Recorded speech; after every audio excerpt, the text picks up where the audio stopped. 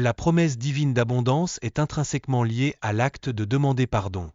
Cela englobe des éléments essentiels tels que les richesses, la progéniture et la prospérité, tout en restant conforme à la volonté divine. Dans ce contexte, l'importance de l'intention sincère dans le processus de repentir est particulièrement soulignée. Il est fondamental de s'engager fermement à ne pas revenir aux anciennes erreurs après avoir reçu le pardon. Par ailleurs, le récit de Noé sert d'illustration puissante sur la façon dont la foi et le repentir peuvent effectivement transformer des vies.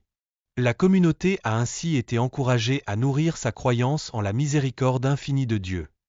De plus, l'importance de l'istighfar, telle qu'évoquée dans le Coran, se présente comme un moyen d'attirer des richesses à la fois légitimes et bénéfiques. Cela met en lumière le lien significatif entre la spiritualité et la prospérité matérielle. En outre, la notion de parcourir la terre pour rechercher des opportunités est mentionnée dans la sourate Al-Mulk. Cela incite à l'action et à une forme de responsabilité personnelle dans la quête de succès. L'interconnexion familiale et l'importance de préserver des liens de parenté sont mises en avant comme des facteurs déterminants pour la prospérité. Ce point de vue reflète les valeurs sociales et communautaires qui unissent les individus.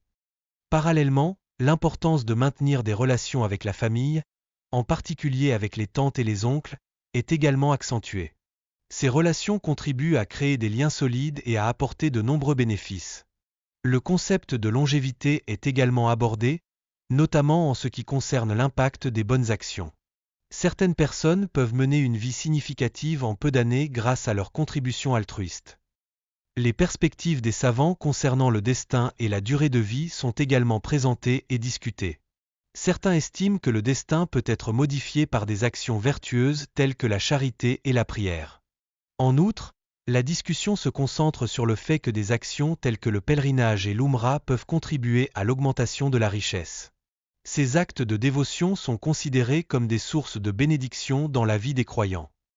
Il est également souligné que le pèlerinage purifie les péchés et engendre des récompenses spirituelles. Cette notion est comparée au processus de purification des métaux précieux, soulignant ainsi son importance.